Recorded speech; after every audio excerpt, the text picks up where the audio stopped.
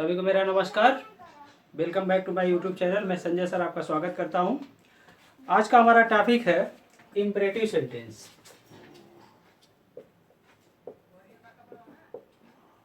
Imperative sentence ठीक है। इसका हिंदी होता है आज्ञा सूचक वाक्य। ठीक है, तो पहले हम इसे समझ लेते हैं। जैसे कमांड, ऑर्डर, उसके बाद एडवाइस, सजेशन,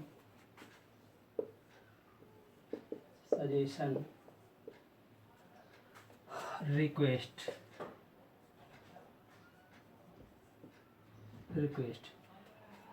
तो आज्ञा सूचक वाक्य इसका हिंदी होता है। तो अगर इसका हिंदी सिर्फ समझेंगे तो ऐसे वाक्य जिनसे आज्ञा प्रदान किया जाए वो आज्ञा सूचक वाक्य होते हैं।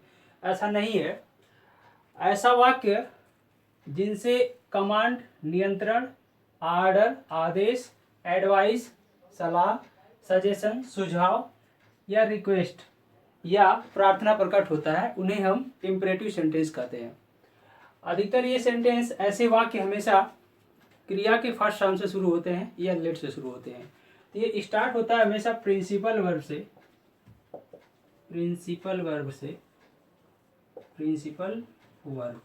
इसे आप मुख्य क्रिया का फर्स्ट फॉर्म समझ सकते हैं। दूसरा होता है लेट से शुरू होता है। ठीक है, तो ये आज्ञा सूचक वाक्य हमारा बेसिकली मतलब रचना के हिसाब से दो प्रकार का होता है। एक होता है प्रिंसिपल वर्ब, क्रिया के फर्स्ट फॉर्म से शुरू होने वाला। दूसरा होता है लेट से प्रारंभ होने वाला वाक्य। ऐसे वाक्य का कर्ता यू होता है जिसको कभी वाक्य में लिखा नहीं जाता है। ऐसे वाक्य जिनका कर्ता यू होता है जिसे लिखा नहीं जाता है, जिन वाक्यों से आदेश, नियंत्रण, सलाह, सुझाव या प्रार्थना का ज्ञान होता है, वे वाक्य आदेशात्मक वाक्य होते हैं, इम्परेटिव सेंटेंस होते हैं। तो चलिए आइए देखते हैं इम्परेटिव सेंटेंस का पैसिव वॉइस हम बनाते कैसे हैं। ठीक है, तो सबसे पहले हम स्टार्ट करते हैं प्रिंसिपल वर्ब से प्रारंभ होने वाले वाक्य।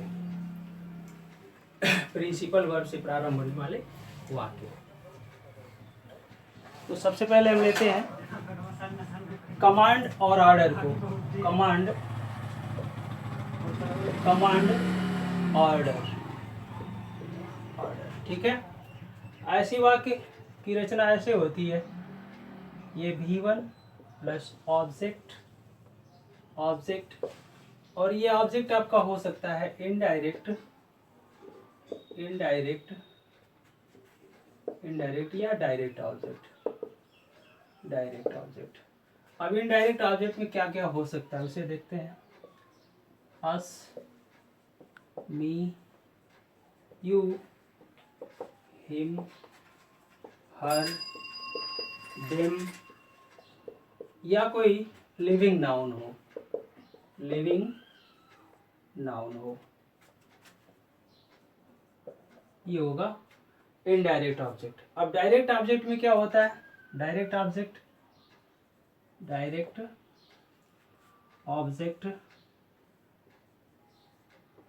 इसमें नॉन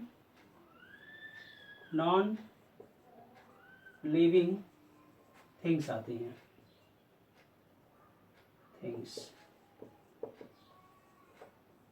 ठीक है, ऐसा कर सकते हैं कि क्रिया का फर्स्ट फॉर्म हो, उसके बाद ऑब्जेक्ट में डायरेक्ट ऑब्जेक्ट में से कोई, इनमें से कोई एक हो, या तो इनडायरेक्ट ऑब्जेक्ट इनमें से कोई एक हो या डायरेक्ट ऑब्जेक्ट इनमें से कोई एक हो। ठीक है, ऐसे वाक्यों का पैसिव हम बनाते कैसे हैं? सिंपल सी बात है कि अब यहाँ से पैसिव वॉइस बनाने से पहले हमें ये जानना होता है कि वाक्य का अर्थ हमें समझना होगा। वाक्य का अर्थ, अगर वाक्य का अर्थ निकालते हैं उसमें ऐसा होता है कि आदेश का ज्ञान होता है या नियंत्रण का ज्ञान होता है, तो हम ऐसे वाक्यों का पैसिव वॉइस बनाएंगे इस तरह से। हम लिखेंगे क्या यहाँ पे? लेट हो जाएगा, लेट प्लस सब्जेक्ट। अब सब्जेक्ट वही होगा एक्टिव वॉइस का जो ऑब्जेक्ट होता है, ऑब्जेक्ट ऑफ एक्टिव वॉइस।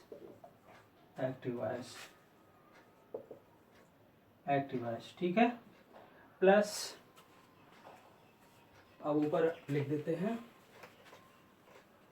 इसके बाद लेट प्लस सब्जेक्ट हो गया, सब्जेक्ट में एक्टिव वॉइस का जो ऑब्जेक्ट होगा उसी को सब्जेक्ट बनाएंगे, प्लस यहाँ लिखिएगा बी, उसके बाद एक क्रिया का थर्ड फॉर्म, यहाँ फुल स्टॉप लग जाएगा, ऐसे बनेगा। तो चलिए देखते हैं एग्जांपल से ऐसे वाक्य पैसिव वॉइस बनते कैसे, ऐसे वाक्यों का पैसिव वॉइस हम बनाते कैसे। पहला वाक्य है हमारा close the window, close the window, close the window. अगर इस तरह का वाक्य है तो समझिए पहले, क्लोज द विंडो, खिड़की को बंद करो, ये आदेश का ही भाव प्रकट हो रहा है ना। तो जब ऐसा पता लगे कि आदेश का भाव प्रकट हो रहा है तो आप जब भी बनाइएगा लेट से बनाइएगा। तो हम लिखेंगे लेट, ये ऑब्जेक्ट है, इसको सब्जेक्ट बनाएंगे, उसी तरह से उतार लेंगे, विंडो, विंडो, बी लगा दीजिए, इस क्रिया का थर्ड फॉर्म क्लोज्ड, ऐसे बनेगा। एक दूसरा एग्जांपल देख लेते हैं, जैसे ये अगर मैंने लिखा फिनिश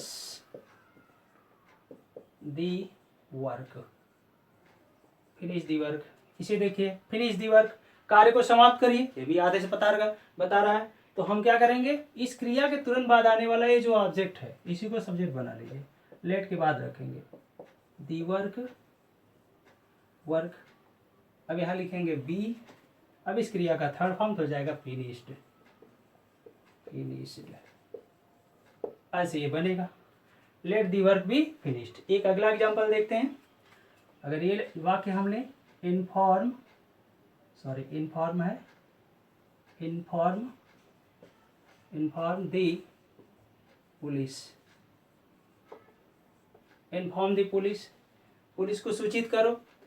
अब इन्फॉर्म के तुरंत बाद ये पुलिस आया है तो आप क्या करेंगे, लेट के बाद let the police, let the police, यहाँ बी लगा दीजिए, अब इसका थर्ड फॉर्म इन्फॉर्म्ड,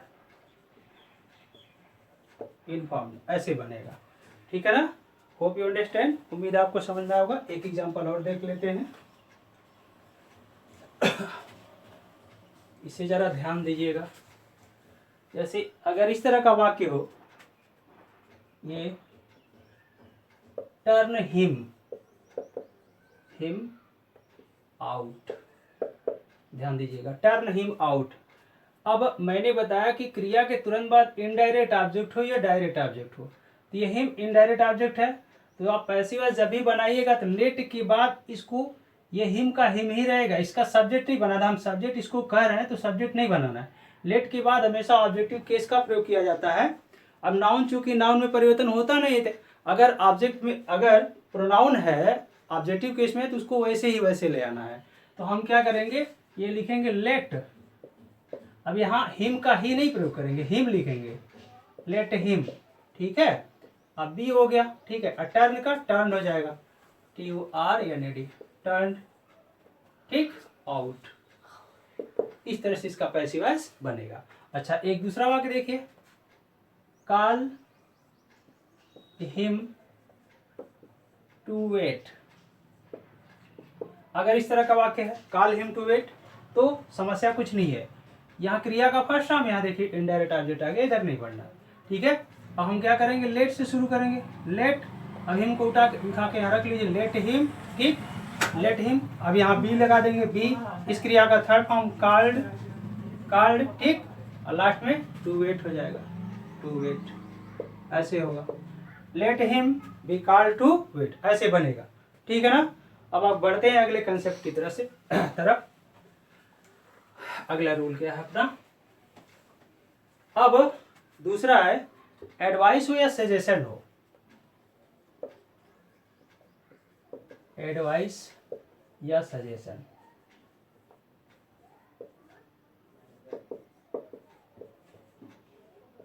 एडवाइस हो या सजेशन, इस वाक्य की भी रचना उसी तरह से होगी, V1 प्लस ऑब्जेक्ट। मेन मुद्दा आपका ये है कि आपको अर्थ निकाल के समझना है। अर्थ निकालने से अगर ऐसा पता चले कि एडवाइस है, सलाह दिया जा रहा है, तो इस विधि से बनाइए। ऐसा लग रहा है कि आदेश दिया जा रहा है तो लेट से बनाइए, बस सिंपल सी चीज़ है बस। तो ये हो जाएगा सब्जेक्ट सब्जेक्ट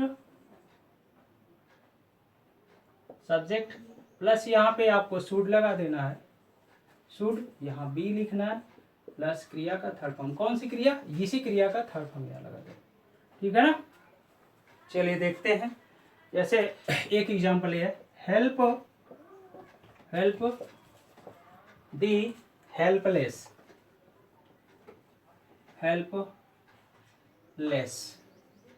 अब इस वाक्य का अर्थ जरा देखिए, सेंस देखिए क्या कर रहा है। हेल्प दी हेल्पलेस मतलब असहायों की मदद करिए। अब आप बताइए, किसी को आदेश देंगे क्या असहाय की मदद करने के लिए? नहीं ना, उसको सलाह दे सकते हैं, सुझाव दे सकते हैं कि असहाय जो है उनकी मदद करनी चाहिए। तो हम ऐसे वाक्यों का पैसिव वॉइस जब भी बनाएंगे तो शुड की सहायता से बनाएंगे। ये जो यहाँ पर ये क्रिया के बाद आने वाला जो ऑब्जेक्ट है, इसको सब्जेक्ट बना लीजिए। सब्जेक्ट अगर यहाँ पे हिम लिखा रहता, हिम लिखा रहता, हर लिखा रहता, तब हम यहाँ पे सी लिखते, ही लिखते, समझ रहे ना। क्योंकि शुड के पहले आने वाला हमेशा सब्जेक्ट होता है, लेट के बाद आने वाला हमेशा ऑब्जेक्ट होता है। तो ये हो जाएगा दी हेल्पलेस, अब शुड लिख देंगे, शुड बी, ठीक है। अब इस क्रिया का थर्ड फॉर्म हेल्प्ड हो जाएगा, हेल्प्ड ऐसे होगा, ठीक है ना। एक अब एक एग्जांपल और देखते हैं इसका फटाफट।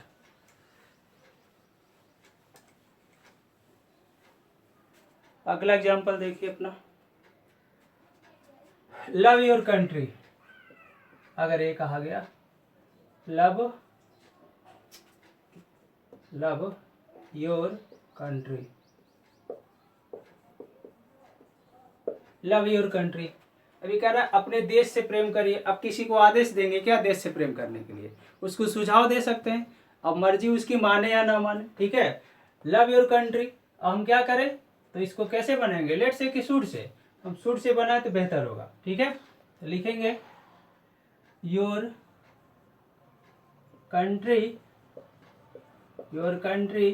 अब यहाँ लगाएंगे शुड, अब बी लिख दीजिए। अब ये जो क्रिया है इसका थर्ड फॉर्म लव्ड, ठीक ना, ऐसे बनेगा, your country should be loved. दूसरा वाक्य देखिए, रिस्पेक्ट योर एल्डर्स।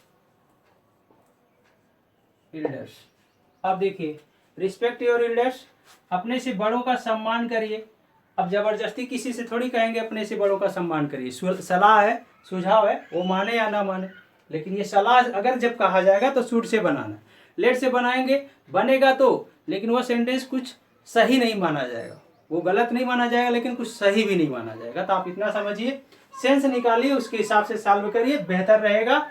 आपको क्या करना है, सबसे पहले ये रिस्पेक्ट योर एल्डर्स है ना, योर एल्डर्स को आप सब्जेक्ट बना लीजिए, हो जाएगा your elders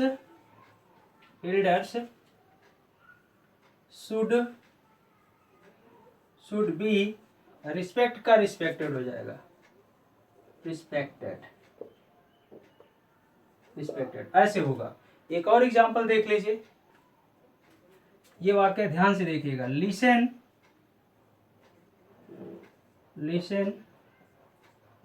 to me carefully,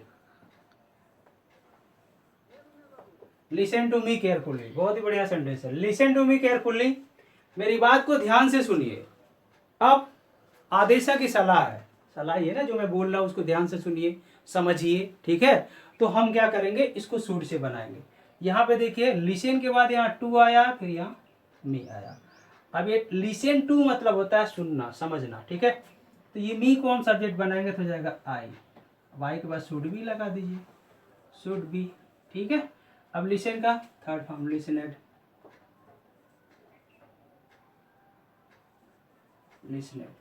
up to carefully,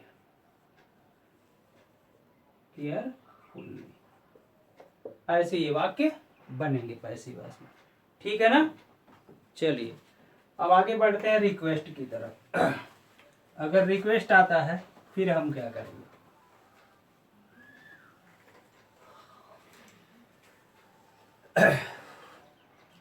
कोई ज़्यादा कठिन सेंटेंस नहीं होते ये, से रिक्वेस्ट,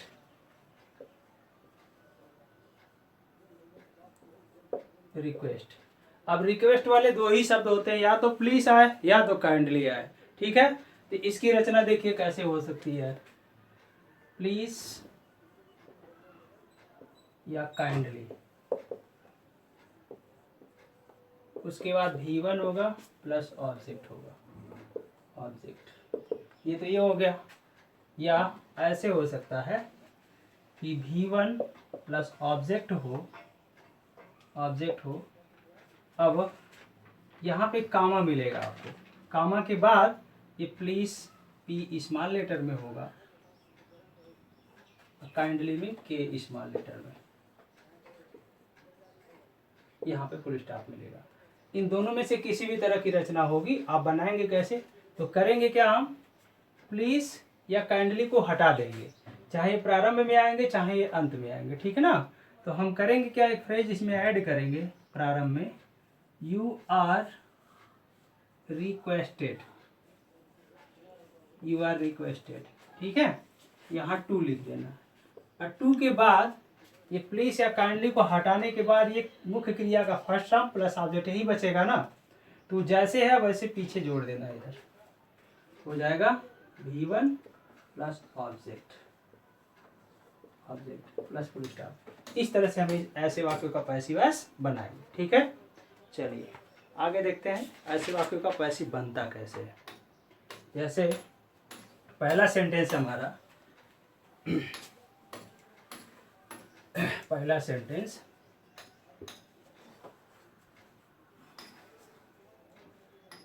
प्लीज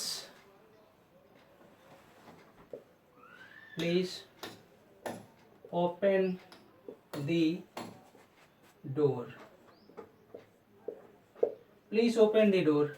तो आप ये समझिए जहां पर भी प्लीज आ जाए या काइंडली आ जाए, प्रारंभ में आए या अंत में आए, तो वो प्रार्थना सूचक वाक्य होंगे, सिंपल सी बात है।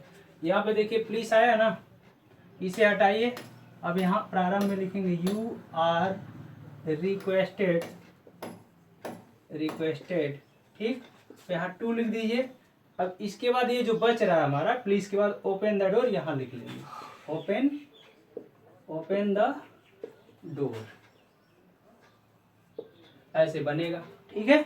एक दूसरा वाक्य लेते हैं हम, जैसे ये है, अगर ये कहा जाए टेक दिस सीट, यहाँ कामा लगा दिया, अब लिख दिया प्लीज अंत में, टेक दिस सीट प्लीज। अगर इस तरह का वाक्य है तो क्या करेंगे, अब देखिए प्रारंभ में नहीं आया तो अंत में आया है ना, यहाँ कामा है और कामा के बाद अंत में प्लीज आया है, तो हम इसे हटाएंगे और वाक्य को शुरू करेंगे यू आर रिक्वेस्टेड से, रिक्वेस्टेड, ठीक। अब 2 लिख करके ये जो वाक्य हमारा है पूरा पूरा उतार लेंगे, टू टेक दिस सीट, ठीक है, ऐसे होगा। एक और एग्जांपल ले लेते हैं ताकि अच्छे से आपको समझ में आए।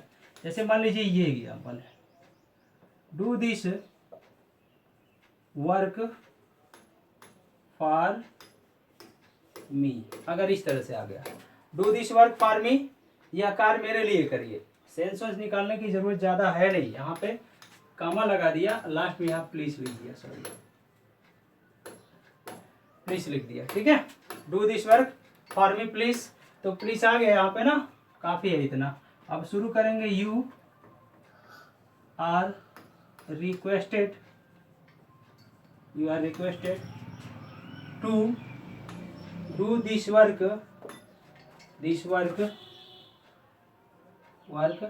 फॉर मी, फुल स्टॉप लगा दीजिए, इस तरह से बनेगा, ठीक है ना।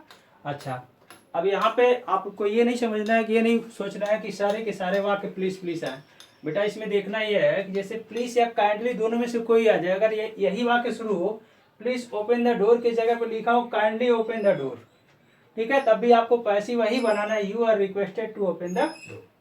दूसरा वाक्य टेक दिस सीट लिखा है, यहाँ पे प्लीज है तो यहाँ पे काइंडली कर दें, टेक दिस सीट काइंडली, तो भी आपको पैसिव ऐसे बनाना है, you are requested to take this seat, ठीक है। अगर ये तीसरा वाक्य do this work for me है, लास्ट में लिखा है हमने प्लीज, तो प्लीज के जगह पे काइंडली लगा दें, do this work for me kindly, तो भी पैसिव वॉइस आप वैसे ही बनाएंगे, you are requested to do this work for me, ठीक है ना। तो प्लीज या काइंडली दोनों में से कोई एक ही शब्द आएगा, तो आपको जब भी पैसिव बनाना है यू आर रिक्वेस्टेड टू का प्रयोग करना है, ठीक है ना।